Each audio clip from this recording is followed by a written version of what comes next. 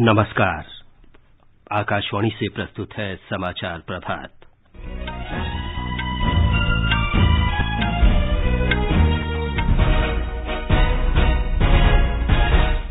गृह मंत्री अमित शाह ने सभी मुख्यमंत्रियों के साथ बातचीत में कोविड-19 के खिलाफ संघर्ष में आगामी रणनीति पर चर्चा की। कैबिनेट सचिव ने कोविड-19 से अत्यधिक ग्रस्त 13 शहरों की स्थिति की समीक्षा की। राजधानी श्रेणी की 30 विशेष रेलगाड़ियों के लिए अग्रिम आरक्षण की अवधि मौजूदा 30 दिन से बढ़ाकर 120 दिन की गई। उत्तर प्रदेश सरकार 10 लाख प्रवासी कामगारों को रोजगार उपलब्ध कराने के लिए उद्योग संघों के साथ समझौता करेगी।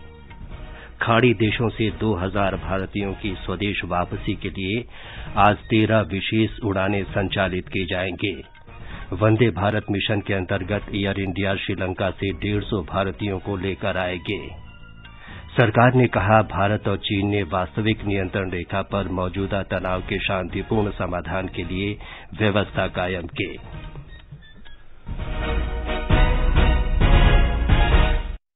समाचार प्रभात के इस अंक में अपने सहयोगी मुकेश कुमार के साथ मैं विमलेंदु पांडे। गृह मंत्री अमित शाह ने कल राज्यों और केंद्र शासित प्रदेशों के मुख्यमंत्रियों के साथ कोविड-19 की स्थिति के बारे में बातचीत की। 31 मई को चौथे चरण की पूर्णबंदी खत्म होने के बाद इस महामारी से निपटने की आगामी रणनीति के बारे में उन्होंने मुख्यमंत्रियों से सुझाव मांगे। कैबिनेट सचिव राजीव गौबा ने कोविड-19 से प्रभावित 13 शहरों के निगम आयुक्तों और जिलाधिकारियों के साथ कल बैठक में स्थिति की समीक्षा की। इन 13 शहरों में कोरोना वायरस संक्रमण की स्थिति बहुत खराब है। देश के लगभग 70% संक्रमित लोग इन्हीं शहरों में हैं। इन शहरों में मुंबई, चेन्नई, दिल्ली, अहमदाबाद, ठाणे, पुणे, हैदराबाद, कोलकाता, इंदौर, जयपुर, जोधपुर, चेंगलपट्टू और तिरुवल्लुर शामिल हैं। बैठक में कोविड-19 मामलों के प्रबंधन के लिए नगर निगम के अधिकारियों और कर्मचारियों द्वारा किए गए उपायों की समीक्षा की गई। केंद्र सरकार द्वारा पहले ही शहरी बस्तियों में कोविड-19 के मामलों के संबंध में दिशा निर्देश जारी किया जा चुका है। इसमें ज्यादा जोखिम वाले कारकों पर कार्य करना, पुष्टि दर, मृत्यु दर, मामलों के दोगुना होने की दर और जांच जैसे संकेतक शामिल हैं। केंद्र सरकार ने जोर देकर कहा है कि कंटेनमेंट क्षेत्रों को भौगोलिक दृष्टि से तय करते समय मामलों की संख्या, संपर्क और स्थिति को ध्यान में रखा जाना चाहिए। इससे लॉकडाउन को बेहतर तरीके से लागू करने में मदद मिलेगी। शहरों को सलाह दी गई है कि इन इलाकों को तकनीकी जानकारी के आधार पर जिला प्रशासन द्वारा उचित तरीके से परिभाषित किया जाना चाहिए। आनंद कुमार, आकाशवाणी समाचार, दिल्ली।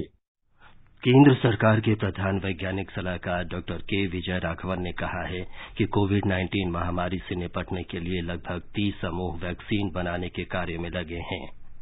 श्री राघवन ने बताया कि इनमें से लगभग 20 समूहों को बेहतर सफलता मिल रही है।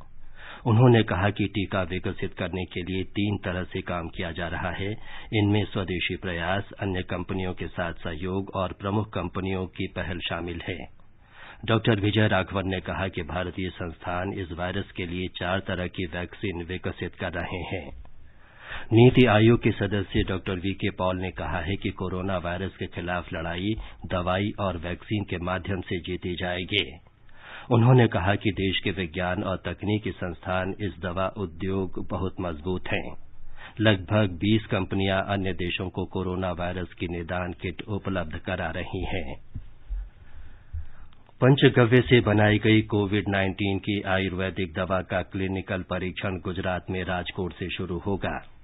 राष्ट्रीय कामधेनु आयोग के अध्यक्ष डॉक्टर वल्लभ कथीरिया ने कहा कि एलोपैथिक दवा के परीक्षण के लिए निर्धारित नियमों का पालन करते हुए इस आयुर्वेदिक दवा का क्लिनिकल परीक्षण शीघ्र शुरू होगा। हमारे संवाददाता ने बताया है कि आयुर्वेदिक दवा के परीक्षण की सभी तैयारियां पूरी कर ली गई हैं। गायों से प्राप्त 5 मुख्य उत्पाद दूध, मक्खन, घी, गोबर और गौमूत्र का वेदों में भी पंचगव्य के रूप में उल्लेख किया गया है। अब इन 5 तत्वों के नैदानिक परीक्षण से कोविड-19 के उपचार में इसको दवाई के रूप में प्रमाणित करने में मदद मिलेगी। भारत में यह पहली बार है कि किसी भी आयुर्वेद दवा के क्लिनिकल परीक्षण को अंजाम दिया जाएगा। राजकोट के बाद इस पंचगव्य चिकित्सा का सूरत और अहमदाबाद में भी नैदानिक परीक्षण किया जाएगा। विशेषज्ञों के अनुसार क्लिनिकल परीक्षण की सफलता के बाद कोविड-19 के उपचार में आयुर्वेद को एक बड़ी सफलता मिलने की उम्मीद है। योगेश पंड्या, आकाशवाणी समाचार, अहमदाबाद। देश में कोविड-19 से संक्रमित लोगों के स्वस्थ होने की दर 42.75% हो गई है। स्वास्थ्य मंत्रालय ने बताया है कि अभी तक 67,691 रोगी स्वस्थ हो चुके हैं। पिछले 24 घंटों के दौरान 3,266 मरीज स्वस्थ हुए हैं। उन्होंने बताया कि 86,110 लोग चिकित्सा निगरानी में रखे गए हैं। मंत्रालय ने कहा है कि केंद्र सरकार कोविड-19 के प्रकोप को रोकने के लिए राज्यों और केंद्र शासित प्रदेशों के सहयोग से कई कदम उठा रही है। वंदे भारत मिशन के तहत खाड़ी देशों से आज 13 उड़ानें भारत पहुंचेंगी। इनके जरिए खाड़ी देशों में फंसे भारतीयों को देश के विभिन्न भागों में पहुंचाया जाएगा। हमारी संवाददाता ने बताया है कि इनमें 50% से अधिक उड़ानें संयुक्त अरब अमारात से आ रही हैं। वंदे भारत मिशन के तहत विदेशों में मुश्किलों में फंसे भारतीयों को लाने का काम जारी है। वंदे भारत मिशन ऐसे भारतीयों के लिए इस महामारी के दौरान राहत का पैगाम लेकर आई है। आज इस मिशन के तहत खाड़ी देशों से 13 उड़ानें संचालित की जाएंगी, जिसमें सबसे ज्यादा उड़ान संयुक्त अरब अमीरात से जाना तय है। दुबई से 6 उड़ानें जयपुर, कोची, कन्नूर, हैदराबाद, कोझिकोड और तिरुवनंतपुरम के लिए निर्धारित है। जयपुर के लिए यहाँ से ये पहली उड़ान है। आबू धाबी से 2 उड़ानें कोझिकोड और तिरुवनंतपुरम जाएगी। सऊदी अरब से भी 2 उड़ानें श्रीनगर और कोझिकोड के लिए रवाना होंगी। सऊदी से श्रीनगर के लिए ये पहली उड़ान है। कुवैत से कोझिकोड और अहमदाबाद के लिए भी 2 उड़ानें हैं। मस्कट से कोची और दोहा से कन्नूर के लिए भी एक उड़ान निर्धारित की गई है। कंचन प्रसाद, आकाशवाणी समाचार, दुबई। एयर इंडिया की एक उड़ान आज श्रीलंका के कोलंबो से करीब 150 भारतीय लोगों को लेकर आएगी। हमारे संवाददाता ने बताया है कि श्रीलंका में फंसे भारतीयों को स्वदेश लाने वाली ये पहली उड़ान है। वंदे भारत मिशन के तहत श्रीलंका से ये पहली हवाई सेवा है, जिसका दर्जनों लोगों को हफ्तों से इंतजार था। श्रीलंका स्थित भारतीय उच्चायुक्त के साथ लगभग 1700 भारतीय नागरिक घर वापसी के लिए पंजीकृत हुए हैं, जिसमें पर्यटकों के अलावा नौकरी पेशा और व्यवसायी वर्ग शामिल है। मिशन के दूसरे भाग में भारतीय नौसेना का जहाज INS जलस्व लगभग 700 भारतीयों को लेकर टूटीकोरिन के लिए सोमवार को रवाना होगा। यात्रा के दौरान स्वास्थ्य से जुड़े हिदायतों का पूरा ध्यान रखा जा रहा है और यात्रा से पहले स्वास्थ्य जांच अनिवार्य है। यात्रा के लिए चयन में उन नागरिकों को प्राथमिकता दी जा रही है जो आकस्मिक चिकित्सा, परिजनों के आकस्मिक मौत या रोजगार कारणों से प्रभावित हैं। आकाशवाणी समाचार के लिए कोलंबो से संतोष कुमार। वंदे भारत मिशन के तहत अब तक लंदन, ओमान, कतर, बांग्लादेश और कुवैत समेत विभिन्न देशों में फंसे 812 भारतीयों को लाया गया है। हमारे संवाददाता ने बताया है कि ये सभी यात्री बिहार और झारखंड के अलग अलग भागों के हैं और इन्हें 7 दिन की क्वारंटीन में भेजा गया है। वंदे भारत मिशन के तहत London, Oman, Qatar, Kyrgyzstan, Myanmar, Dhaka और कुवैत से बिहार और झारखंड के 812 प्रवासी यात्री अब तक गया आ चुके हैं। झारखंड के 55 यात्रियों को विशेष बस से रांची भेज दिया गया। बिहार के प्रवासी यात्रियों को गया के विभिन्न होटलों में 7 दिनों के लिए क्वारंटीन में रखा गया है। इन यात्रियों को होटल का खर्चा खुद वहन करना पड़ेगा। राज्य सरकार ने होटल में ठहरने का इंतजाम किया था। लॉकडाउन के कारण बोध गया में फंसे म्यांमार के 82 यात्रियों को वापस उनके देश भेज दिया गया। 1 जून को कजाकिस्तान और 3 जून को मॉस्को में फंसे प्रवासी यात्री यहां आएंगे। आकाशवाणी समाचार के लिए पटना से कृष्ण कुमार लाल। समुद्री जहाज एमवी निकोबार ने कल शाम अपनी पहली यात्रा चेन्नई से पोर्ट ब्लेयर के लिए आरंभ की। हमारे संवाददाता ने बताया है कि इस जहाज में 87 यात्री सवार हैं और मौसम अनुकूल रहने पर ये 31 मई या 1 जून को पोर्ट ब्लेयर पहुंच सकता है। अंडमान में फंसे यात्रियों को उनके गंतव्यों तक पहुंचाने का कार्य शुरू होने के बाद अब मुख्य भूमि में फंसे द्वीपवासियों के वापस लौटने का सिलसिला भी शुरू हो गया है। कल ऐसे ही 87 यात्रियों को लेकर पहला जलयान एमवी निकोबार चेन्नई से पोर्ट ब्लेयर के लिए रवाना हुआ। इसके 31 मई की शाम या 1 जून की सुबह को पोर्ट ब्लेयर पहुंचने की संभावना है। प्राप्त जानकारी के अनुसार लोगों के जहाज पर चढ़ने से पहले उनकी चिकित्सीय जांच की गई और यात्रियों के सामानों को पूरी तरह सैनिटाइज भी किया गया। चेन्नई बंदरगाह के मुख्य प्रवेश द्वार 7 पर शामियाना लगा पहुंचे यात्रियों के बैठने की व्यवस्था कर इन्हें जलपान कराया गया। चेन्नई निगम की ओर से यात्रियों को जहाज पर चढ़ने के लिए एम्बार्केशन पॉइंट तक लाने के लिए बसों की भी व्यवस्था की गई और इन्हें मुफ्त पैकेट बंद भोजन भी उपलब्ध करवाया गया। आकाशवाणी समाचार के लिए पोर्ट ब्लेयर से मैं गौरव पटवाल। भारतीय रेल ने 12 मई से चल रही राजधानी श्रेणी की सभी 30 विशेष रेलगाड़ियों के लिए अग्रिम आरक्षण की अवधि को मौजूदा 30 दिन से बढ़ाकर 120 दिन करने का निर्णय किया है। ये फैसला उन सभी 200 स्पेशल मेल एक्सप्रेस रेलगाड़ियों पर भी लागू होगा जिनका परिचालन अगले महीने की 1 तारीख से शुरू होगा। रेल मंत्रालय ने कहा है कि ये बदलाव 31 मई की सुबह 8 बजे से लागू होंगे। इसके अनुसार इन सभी 230 रेलगाड़ियों में पार्सल और सामान की बुकिंग की भी अनुमति दी जाएगी। ये समाचार आकाशवाणी से प्रसारित की जा रहे हैं।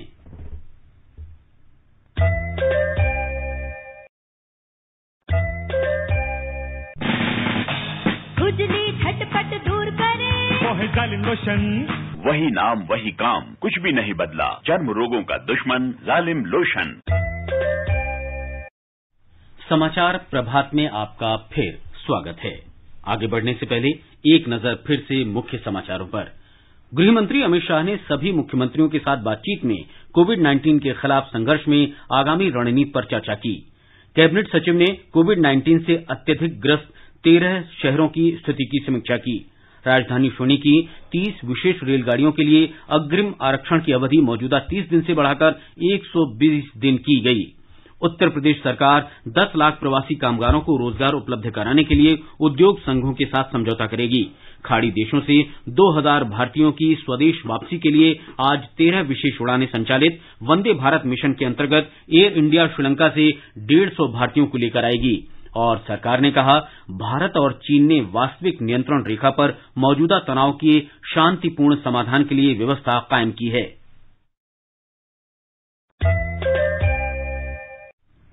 उत्तर प्रदेश में प्रवासी श्रमिकों के लिए जारी रोजगार सृजन के क्रम में 10 लाख श्रमिकों को रोजगार मिलेगा।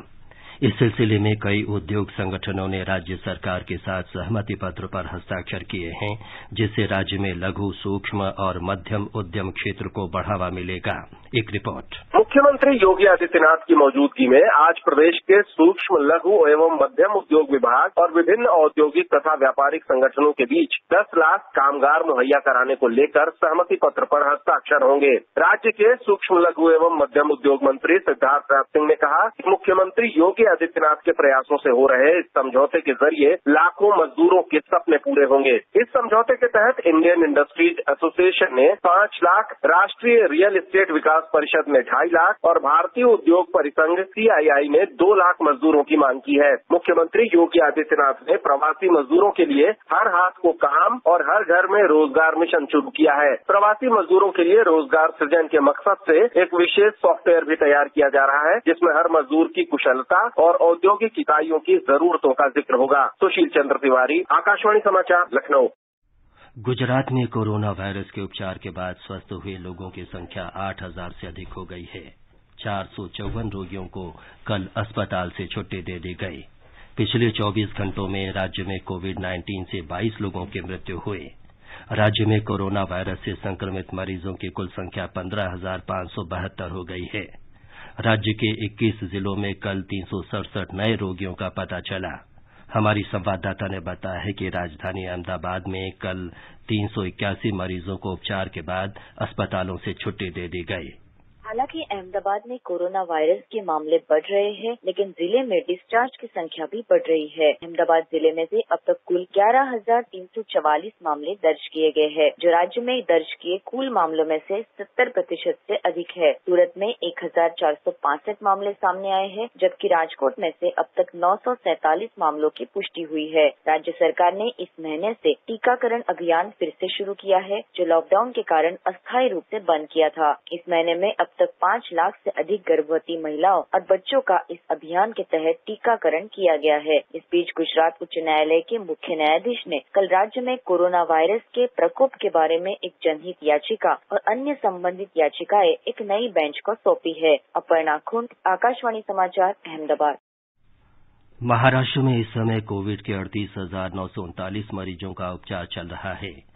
राज्य में इस महामारी के 2,598 नए रोगियों का पता चला है। इसके साथ ही कुल संक्रमित लोगों की संख्या बढ़कर 59,546 हो गई है। कल कोविड से 85 और लोगों की मृत्यु हो गई। इनमें 38 अकेले मुंबई से थे। एक रिपोर्ट। मुंबई के धारावी में और 36 लोगों को कोरोना वायरस संक्रमण होने के बाद वहां के मरीजों की संख्या अब 1675 तक पहुंच गई है। गौरतलब है कि बुधवार शाम से आशिया की इस सबसे बड़ी झुग्गी बस्ती में कोविड-19 की वजह से कोई मौत नहीं हुई है। वहीं पड़ोस के ठाणे जिले में मरीजों की बढ़ती संख्या के मद्देनजर नगर परिवहन समिति की बसों और स्कूल बसों को एम्बुलेंस में परिवर्तित किया गया है ताकि मरीजों को अस्पताल ले जाने के लिए एम्बुलेंसों की कोई कमी नहीं रहे। ऐसी कुल 81 बसें सेवा में आ गई है। एम्बुलेंस चालकों और परिचारकों की सुरक्षा के लिए उन्हें पीपीई किट प्रदान की गई है। कोंकण रेलवे ने 1 मई से सेवा शुरू करने के बाद महाराष्ट्र, गोवा और कर्नाटक में फंसे मजदूरों के लिए 50 से अधिक श्रमिक स्पेशल ट्रेनें चलाई है। कुल 68,759 यात्रियों को उनके गृह राज्यों में वापस भेज दिया गया है। साथ ही 2 महीनों के अंतराल बाद मुंबई हवाई अड्डे ने घरेलू हवाई सेवाओं को फिर से शुरू करने के चौथे दिन कल 5,500 से अधिक यात्रियों के लिए 52 उड़ानें चलाई। माधुरी पांगे, आकाशवाणी समाचार, मुंबई। झारखंड के कोडरमा जिले में जिला प्रशासन कुशल प्रवासी श्रमिकों को उनके ही क्षेत्र में रोजगार उपलब्ध करा रहा है। जिले में ये पहल श्रमिक सम्मान रसोई घर के साथ शुरू हुई, जहां 6 प्रवासी कामगारों को प्रतिमाह 24 हजार रुपए के पारिश्रमिक पर संगरोध केंद्रों में भोजन तैयार करने का काम दिया गया है। जिला प्रशासन ने प्रवासियों को उनके कौशल के आधार पर रोजगार उपलब्ध कराने के लिए इस कार्यक्रम की शुरुआत की है। नई दिल्ली और मुंबई जैसे महानगरों में रेस्तरां और होटल में उनके पिछले अनुभव का उपयोग करते हुए इन प्रवासियों की सेवाएं ली जा रही हैं। कोडरमा के उपायुक्त रमेश घोलप ने बताया कि ऐसे प्रवासी श्रमिकों का डेटाबेस तैयार किया जा रहा है और जिला प्रशासन उन्हें उन क्षेत्रों में रोजगार उपलब्ध कराएगा जिनमें वे काम करना चाहते हैं। जो भी व्यवस्था है सबका डाटा हम लोग विलेजवार ले रहे हैं, उनके मोबाइल नंबर के साथ, और उनमें कौन से स्किल्स है उसका डाटा संकलित किया जा रहा है। मजदूरों के लिए वो करेंगे। जैसे शुरुआत के तौर पे आप सब लोग जान रहे हैं कि हम लोगों ने श्रमिक सम्मान की पहल शुरू किया था, जिसमें जो रसोईया है उसके लगभग 24,000 के आसपास मंथली उसके माध्यम से मिल पा रहा है। तो छोटे बड़े शॉर्ट टर्म लॉन्ग टर्म जो भी जॉब की अपॉर्चुनिटीज होगी, चाहे वो एम्प्लॉयमेंट के रूप में हो या सेल्फ एम्प्लॉयमेंट के रूप में हो, हम लोग उसको पूरी तरह से। सतगावा ब्लॉक के एक लाभार्थी पिंटू पांडे ने बताया कि वे नई दिल्ली में एक रेस्तरां में काम करते थे। अब उन्हें उनकी योग्यता के अनुसार श्रमिक सम्मान किचन में काम मिला है। हम यहाँ गांव आए तो क्वारंटाइन से घर गए तो हमको कोई काम नहीं मिल रहा था, कोई रोजगार नहीं था। तो फिर कैसे पता चला तो डीसी साहब हमको बुलवाए, बोले कि आप लोग को काम दिया जाएगा, कोई रोजगार का कमी है तो बताया जाए, हम रोजगार देंगे। फिर उसने रोजगार दिए हमको और फिर पैसा भी देने के बाद किए। यहाँ काम कर रहे हैं, जो महामारी में आ रहे हैं वो सबको खाना बना रहे हैं। 1,500 से अधिक प्रवासियों ने जिले के रोजगार सुविधा केंद्र में पंजीकरण कराया है। मध्य प्रदेश सरकार प्रधानमंत्री नरेंद्र मोदी की इच्छा के अनुरूप ग्रामीण जनता को उनके भूखंड का मालिकाना हक देने जा रही है। योजना के तहत तैयार डेटाबेस से पंचायत स्तर पर ग्रामीण आबादी के अधिकार, अभिलेख और संपत्ति रजिस्टर तैयार किए जाएंगे। ग्रामीणों को ये अधिकार प्रधानमंत्री की 24 अप्रैल को घोषित ग्रामीण आबादी सर्वेक्षण योजना के तहत प्राप्त हो रहा है। सर्वेक्षण का काम भारतीय सर्वेक्षण विभाग द्वारा पंचायत एवं ग्रामीण विकास और राजस्व विभाग के माध्यम से किया जाएगा। योजना के तहत प्रथम वर्ष में प्रदेश के 10 जिलों का चयन पायलट प्रोजेक्ट के तौर पर किया गया है। शेष 42 जिलों का सर्वे द्वितीय एवं तृतीय वर्ष में क्रमबद्ध आधार पर किया जाएगा। प्रथम चरण में शामिल 10 जिलों के 10,535 राजस्व गांव इस सर्वे में शामिल किए गए हैं। इन सभी राजस्व गांवों में सर्वे का कार्य 3 चरणों में होगा। ग्रामीण आबादी सर्वेक्षण योजना का मुख्य लक्ष्य ग्रामीण संपत्तियों का अधिकार अभिलेख तैयार करना और प्रत्येक संपत्ति मालिक को उसकी संपत्ति का स्वामित्व प्रदान करना है। अधिकार अभिलेख तैयार होने का लाभ यह होगा कि इससे संपत्तियों पर बैंक से ऋण लेना आसान हो जाएगा। संपत्तियों के पारिवारिक विभाजन और हस्तांतरण की प्रक्रिया सुगम होगी और पारिवारिक विवाद भी कम होंगे। इसका एक अन्य फायदा यह भी है कि इससे ग्राम पंचायतों को स्थानीय स्तर पर आय के साधन प्राप्त होंगे। संजीव शर्मा, आकाशवाणी समाचार, भोपाल। आकाशवाणी का समाचार सेवा प्रभाग फोन इन कार्यक्रम संवाद में आज भारतीय रेल पर विशेष कार्यक्रम प्रसारित करेगा। श्रोता स्टूडियो में फोन कर विशेषज्ञों से यात्री रेलगाड़ियों के बारे में सवाल पूछ सकते हैं। ये कार्यक्रम FM गोल्ड चैनल और अतिरिक्त मीटरों पर शाम 7:10 से प्रसारित होगा। हमारा टोल फ्री नंबर है 1800-115767। स्टूडियो में 011-2331-44 44 पर फोन कर भी सवाल पूछे जा सकते हैं। हैशटैग AskAIR का इस्तेमाल कर Twitter handle @AIR news alert से भी सवाल पूछे जा सकते हैं। आकाशवाणी समाचार प्रभाग के फोन इन कार्यक्रम में कोविड-19 पर विशेष परिचर्चा में वरिष्ठ चिकित्सक डॉक्टर बलबीर सिंह ने मार्केटिंग एजेंटों को काम के दौरान सुरक्षित दूरी बनाए रखने के निर्देशों का कड़ाई से पालन करने की सलाह दी है। उन्होंने संक्रमण से बचाव के लिए टेली मार्केटिंग और ऑनलाइन मार्केटिंग जैसे विकल्पों का उपयोग करने को कहा है। फेस शील्ड्स बहुत यूजफुल हो सकते हैं ऐसे लोगों के लिए। उनको डिस्टेंस मेंटेन करना पड़ेगा जिसको मिलना है। अगर ये टेली सोर्स से हो सकती है ऐसी मार्केटिंग, फोन से या कंप्यूटर से, तो शायद वो बहुत फायदेमंद होगा। फील्ड में जाने से अच्छा है टेलीफोन से या कंप्यूटर से डिस्कस कर सकते हैं अपनी प्रोडक्ट, तो फार बेटर है। डॉक्टर बलबीर सिंह ने कहा कि संक्रमण से बचाव के लिए घरों को साफ सुथरा और विषाणु मुक्त रखना भी जरूरी है। उन्होंने कहा कि घरों को खुद ही सैनिटाइज किया जा सकता है, इसके लिए किसी सैनिटाइजर कंपनी से मदद लेने की जरूरत नहीं है। आप अपने घर में स्ट्रेंजर नहीं आने देंगे। दूसरी चीज, आप हैंड हाइजीन फॉलो करेंगे। ऐसा नहीं हो कि हाइजीन घर पे ना फॉलो करें। तीसरी चीज, सैनिटाइजर कंपनी को बुला के घर पे सैनिटाइज कराना, मैं इस पे बिल्कुल मानता नहीं। घर को साफ रखिए, फ्लोर्स को साफ रखिए, यही सबसे बढ़िया सैनिटाइजेशन। सरकार ने कहा है कि भारत और चीन ने बातचीत के जरिए वास्तविक नियंत्रण रेखा पर तनाव की स्थिति के शांतिपूर्ण समाधान के लिए सैन्य और राजनयिक स्तर पर व्यवस्था कायम की है। विदेश मंत्रालय के प्रवक्ता अनुराग श्रीवास्तव ने बताया कि भारतीय सेना ने सीमा प्रबंधन को लेकर बहुत ही उत्तरदायी रुख अपनाया है। उन्होंने कहा कि भारत देश की संप्रभुता और राष्ट्रीय सुरक्षा सुनिश्चित रखने के लिए प्रतिबद्ध है। Troops have taken a very responsible approach towards border management and strictly follow the procedures laid out in various bilateral agreements and protocols with China to resolve any issue that may arise in the border areas. The two sides have established mechanisms both at military and diplomatic levels to resolve situations which may arise in border areas peacefully through dialogue. We continue to remain engaged through these channels. India is committed to the objective of maintenance of peace and tranquility in the border areas with China, and our armed forces scrupulously follow the consensus reached by our leaders and the guidance provided. At the same time, we remain firm in our resolve to ensuring India's sovereignty and national security. सरकार ने corona संक्रमण के दौरान एक भारत श्रेष्ठ भारत कार्यक्रम को नवाचारी तरीके से आगे बढ़ाने का फैसला किया है। इस कार्यक्रम के सहभागी मंत्रालयों के सचिवों की हाल की बैठक में ये निर्णय किया गया। इस बैठक के दौरान मानव संसाधन विकास सचिव अमित खरे ने मौजूदा परिस्थितियों में एक भारत श्रेष्ठ भारत कार्यक्रम के कार्यान्वयन के लिए नवाचारी उपाय अपनाने पर बल दिया।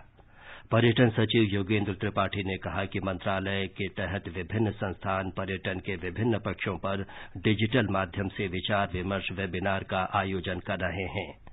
संस्कृति मंत्रालय में सचिव आनंद कुमार ने सुझाव दिया कि विभिन्न मंत्रालयों के सभी वेबिनार एक भारत श्रेष्ठ भारत के साझा प्लेटफॉर्म के तहत लाए जाने चाहिए।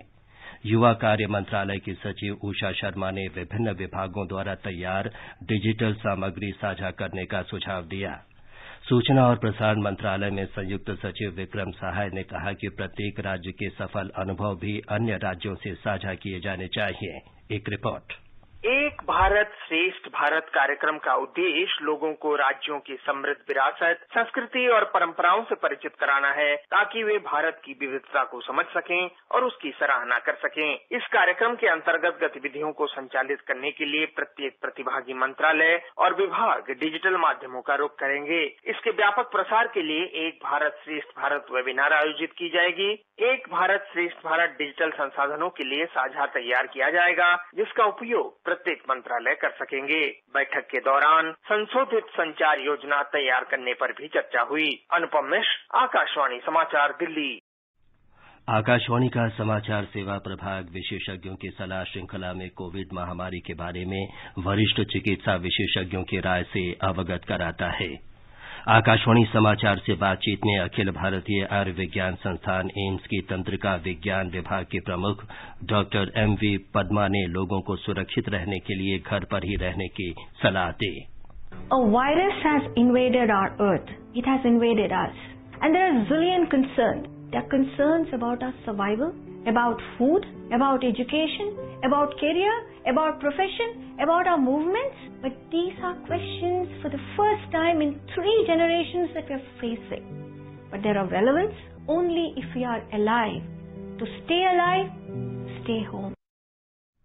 अखिल भारतीय आयुर्विज्ञान संस्थान के एसोसिएट प्रोफेसर डॉक्टर नीरज निश्चल ने इस बारे में जानकारी दी कि परामर्श को मानना क्यों जरूरी है। It has been seen that those who have or may have COVID-19 are being shamed publicly. When this disease does not discriminate, then why should we? Most of COVID-19 disease patients will get cured and return safely to their homes within 2 weeks. Let's fight the disease and not the disease. As a member of civilized society, it's our responsibility to help fellow citizens in their hour. So stop stigmatizing and start empathizing. उपराष्ट्रपति और राज्यसभा के सभापति M Venkaiah Naidu ने राज्यसभा के मौजूदा सांसद और पूर्व केंद्रीय मंत्री एमपी वीरेंद्र कुमार के निधन पर गहरा दुख व्यक्त किया है। श्री नायडू ने एक ट्वीट में कहा कि श्री एमपी वीरेंद्र कुमार बहुमुखी प्रतिभा के धनी थे। एक समर्थ पत्रकार और लेखक के रूप में साहित्य, मीडिया और पत्रकारिता जगत में उनका योगदान हमेशा याद रखा जाएगा। और अब एक नजर डालते हैं देश के विभिन्न भागों में आज के मौसम के पूर्वानुमान पर। राष्ट्रीय राजधानी दिल्ली में हल्की से मध्यम वर्षा के बाद तेज गर्मी से राहत मिली है। आज गरज के साथ आंधी, वर्षा और ओले पड़ने का अनुमान है। अधिकतम तापमान 38 डिग्री सेल्सियस और न्यूनतम 29 डिग्री सेल्सियस रहेगा। मुंबई में आंशिक रूप से बादल छाए रहेंगे। अधिकतम तापमान 33 डिग्री और न्यूनतम 28 डिग्री सेल्सियस के आसपास रहेगा। चेन्नई में भी बादल छाए रहने के अनुमान है। तापमान 30 से 37 डिग्री सेल्सियस के बीच रहेगा। कोलकाता में भी बादल छाए रहने के अनुमान है। अधिकतम तापमान 33 और न्यूनतम 24 डिग्री सेल्सियस रहने का अनुमान व्यक्त किया गया है। केंद्र शासित प्रदेश जम्मू कश्मीर के जम्मू में न्यूनतम तापमान 26 डिग्री और अधिकतम 40 डिग्री सेल्सियस रहेगा। बादल छाए रहने और गरज के साथ आंधी बारिश हो सकती है। श्रीनगर में न्यूनतम तापमान 15 डिग्री और अधिकतम 26 डिग्री सेल्सियस रहने का अनुमान व्यक्त किया गया है। मौसम विभाग ने गिलगित में न्यूनतम तापमान 13 डिग्री और अधिकतम 36 डिग्री सेल्सियस रहने का अनुमान लगाया है। आसमान साफ रहेगा, लेकिन दोपहर या शाम तक बादल घिर सकते हैं। मुजफ्फराबाद में आंशिक रूप से बादल छाए रहेंगे। आंधी, वर्षा भी हो सकती है। ये समाचार हमारी वेबसाइट newsonair.com/hindi पर भी उपलब्ध हैं। और मुकेश, अब आप ये बताएं कि आज के अखबारों में कौन कौन सी सुर्खियां प्रमुखता से छाई हैं। जी हां विमलेंदु, पुलवामा में कार बम विस्फोट का प्रयास कुछ अखबारों की बड़ी खबर है। राजस्थान पत्रिका की सुर्खी है, आतंकी पुलवामा में फिर ले आए 50 किलो आईईडी से लदी कार, 400 जवान थे निशाने पर। पंजाब केसरी की टिप्पणी है, पुलवामा की दूसरी साजिश के उड़े परखच्चे। कोविड-19 महामारी के कारण पलायन कर रहे प्रवासी मजदूरों के मामले पर उच्चतम न्यायालय का निर्देश जिक्र अखबारों के मुख्य पृष्ठ पर है। जनसत्ता की सुर्खी है, प्रवासी मजदूरों का यात्रा खर्च वहन करें राज्य। मजदूरों को खाना और पानी मुहैया कराने की जिम्मेदारी संबद्ध राज्य की होगी। ट्रेन में सफर के दौरान रेलवे को उपलब्ध कराना होगा भोजन पानी। अमर उजाला की सुर्खी है, राष्ट्रीय राजधानी दिल्ली में 1000 से ज्यादा कोरोना संक्रमित, 6500 नए केस के साथ भारत कोरोना प्रभावित क्षेत्रों में 9वें और एशिया में पहले स्थान पर। हिन्दुस्तान का कहना है, देश में 23 लाख लोग पृथकवास में। महाराष्ट्र में सर्वाधिक 6 लाख से ज्यादा लोग क्वारंटीन किए गए। नवभारत टाइम्स की सुर्खी है, लॉकडाउन के 5वें चरण की चाबी अब 13 शहरों के पास, इन्हीं पर फोकस। 70% कोरोना के केस 13 शहरों में, बाकी जगहों पर बढ़ सकती हैं रियायतें। दैनिक जागरण की खबर है, अर्थव्यवस्था पर चर्चा, आज जारी होंगे जीडीपी के आंकड़े। पिछली तिमाही और वर्ष 2019-20 के वृद्धि दर के आंकड़े आज जारी होंगे। वित्त मंत्री निर्मला सीतारामन की अध्यक्षता में वित्तीय स्थिरता और विकास परिषद की बैठक में अर्थव्यवस्था की समग्र समीक्षा की गई। जनसत्ता की सुर्खी है, चीन की संसद में हांगकांग सुरक्षा विधेयक पास, विवादास्पद सुरक्षा कानून को दी मंजूरी। और अंत में मुख्य समाचार एक बार फिर। गृह मंत्री अमित शाह ने सभी मुख्यमंत्रियों के साथ बातचीत में कोविड-19 के खिलाफ संघर्ष में आगामी रणनीति पर चर्चा की। कैबिनेट सचिव ने कोविड-19 से अत्यधिक ग्रस्त 13 शहरों की स्थिति की समीक्षा की। राजधानी श्रेणी की 30 विशेष रेलगाड़ियों के लिए अग्रिम आरक्षण की अवधि मौजूदा 30 दिन से बढ़ाकर 120 दिन की गई। उत्तर प्रदेश सरकार 10 लाख प्रवासी कामगारों को रोजगार उपलब्ध कराने के लिए उद्योग संघों के साथ समझौता करेगी। खाड़ी देशों से 2000 भारतीयों की स्वदेश वापसी के लिए आज 13 विशेष उड़ानें संचालित। वंदे भारत मिशन के अंतर्गत एयर इंडिया श्रीलंका से 150 भारतीयों को लेकर आएगी। और सरकार ने कहा, भारत और चीन ने वास्तविक नियंत्रण रेखा पर मौजूदा तनाव के शांतिपूर्ण समाधान के लिए व्यवस्था कायम की। इसके साथ ही समाचार प्रभात का ये अंक समाप्त हुआ। नमस्कार।